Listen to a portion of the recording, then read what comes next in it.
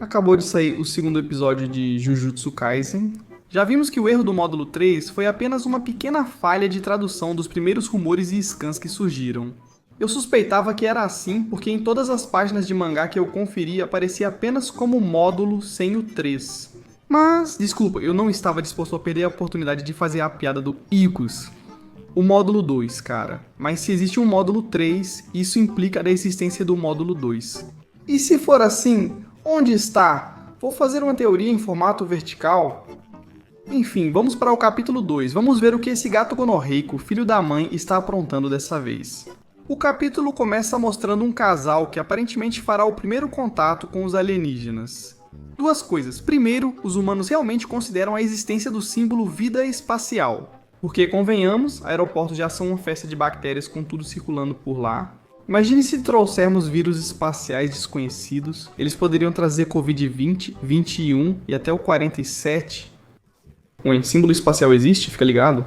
E segundo, o mundo está muito estranho no futuro, por algo que a gente vai ver mais pra frente. Sabemos que os alienígenas falaram primeiro com o papai e os Estados Unidos da América tudo de forma padrão, então tenho duas teorias. Ou os Estados Unidos ficou tão tranquilo nesses anos que os alienígenas também estão lá sossegados. Algo que indicaria ser ficção, ou esses caras deixaram esse país como solo peruano, totalmente infértil. Finalmente chega o momento de falar com um chefe extraterrestre que aparenta ser bem tranquilo. Aliás, ele nem parece alguém cujo poder poderia facilmente rivalizar com o do Sukuna, ou algo assim. A questão é que enquanto o líder alienígena fica sorrindo e jurando que sério mesmo, mas sério mesmo, não vai acabar com todo mundo. Os humanos na reunião sabem que não dá pra confiar em nada do que esse alienígena diz. Racismo intergaláctico salvando o dia de novo. Esses caras falam japonês, então devem ter muita facilidade com idiomas.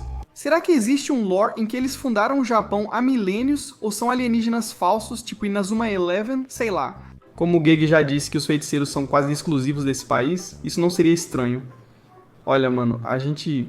Chegou aqui na Terra faz muito tempo, viu umas minas por aí, e o resto é história. Tenho certeza de que esse gato de merda faria com que a polenta fosse exclusiva do Japão, se pudesse lamber a polenta. Algo... Curioso como os humanos se preocupam se esses caras falam idiomas. Porque se eles foram para os Estados Unidos e conseguiram falar com eles em um inglês perfeito, o mínimo que poderiam ter feito era avisar. Mas não, os gringos só queriam ser deixados em paz. Que o Japão nem me note. Vocês têm feiticeiros, nós só algumas bombas nucleares. Olhem pra nós indefesos, o que poderíamos fazer? Será? Deixar o mundo como Fallout? O que é isso? O líder pede que um dos seus aliados entre na reunião como segurança. E não o convidou antes porque poderia intimidar. E realmente intimida. Ele trouxe um cara de quase 3 metros com chifres que o fazem parecer um chefão de videogame.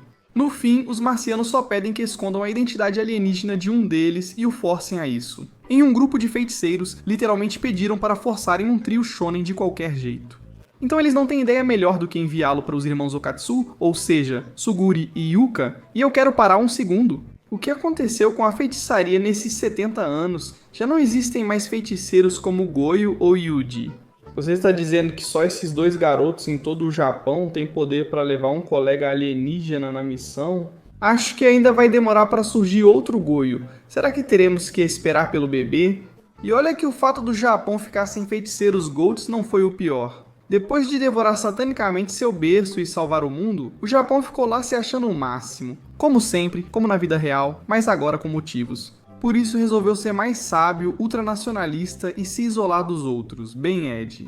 Agora eles estão totalmente sozinhos com essa história dos homenzinhos verdes. E depois que meu camarada fez um discurso sobre como as crianças são muito importantes para o futuro deste país, Suguri e Yuka conversam tranquilamente. Yuka segue sem acreditar em alienígenas. Ainda mais quando quem deu essa informação em primeiro lugar foi o mesmo cara que tinha crianças sequestradas prontas para serem vendidas, como se fossem, sei lá, saquinhos de maconha. Mas elas também sabem que arrancar o terceiro olho do nada não é algo normal, mesmo para a feitiçaria.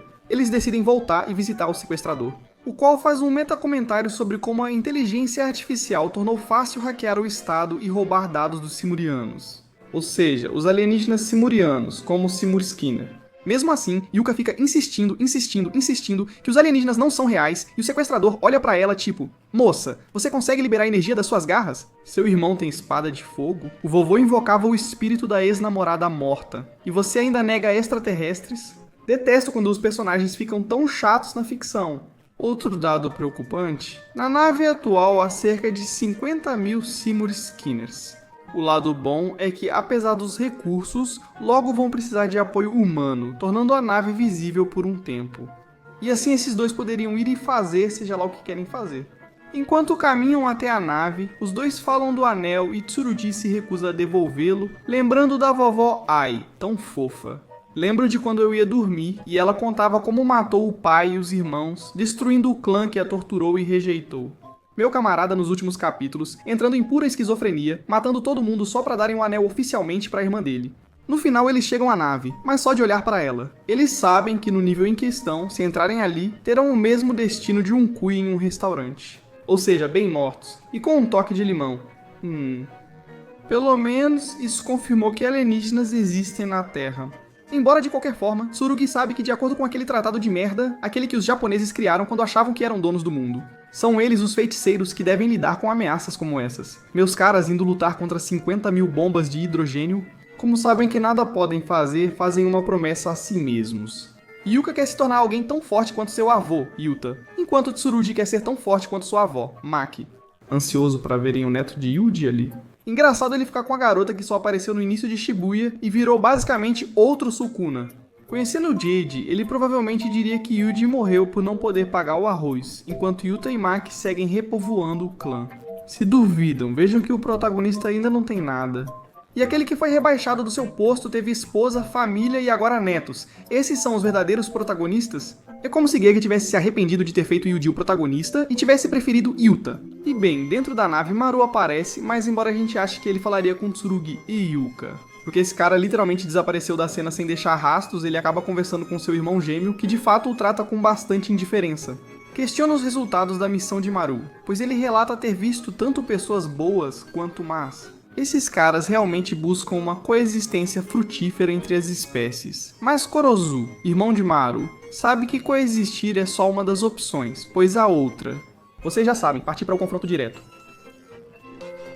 Meru só quer um momento com o irmão para contar sobre seu dia. Mas como digo quando alguém bate na porta do banheiro... Enquanto estou prestes a cagar, o tolete mais duro, pesado e poderoso que já caguei na minha vida está ocupado, sendo, assim como Korosu aparece no teto do que parece ser a estação, uma na qual, coincidentemente, os protagonistas estavam por ali. Então Tsurugi vai vê-lo achando que é Maru, mas Korosu só diz, bem frio, Ed e sem sentimentos. Não fale comigo, Waran, irritando assim Tsurugi, e terminando o capítulo dessa maneira.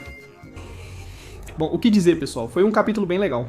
Já dá pra notar o hábito do Gage de sempre acrescentar texto. Mas por sorte, esse texto foi usado para, ó surpresa, explicar os conflitos que provocam as ações futuras dos personagens e suas formas de pensar. O diálogo extenso serve para mostrar as preocupações dos personagens, não para explicar a técnica. Maldito até o último detalhe, só para que a única pessoa que pode usá-la, literalmente, exploda. 2 minutos depois, a explicação praticamente não resultou em nada. Talvez vocês sintam falta de um pouco de ação, mas tudo bem, vou assumir que é porque o último arco de Jutsu foi só luta, luta, luta, luta, rola, rola, rola. Apresentarem cedo e claramente as motivações dos protagonistas, como a ambição pelo anel ou o desejo de se espelharem nos avós, me deixa muito feliz. Apresentar logo as motivações dos protagonistas faz com que a jornada e a evolução deles sejam muito mais satisfatórias ao longo da história. Já que você vê o personagem A como pouco convincente, nos fez sentir isso. O meu distante universo azorizado, primo because Aisuis colocado patrocínio, não pecunga nífia, NFS.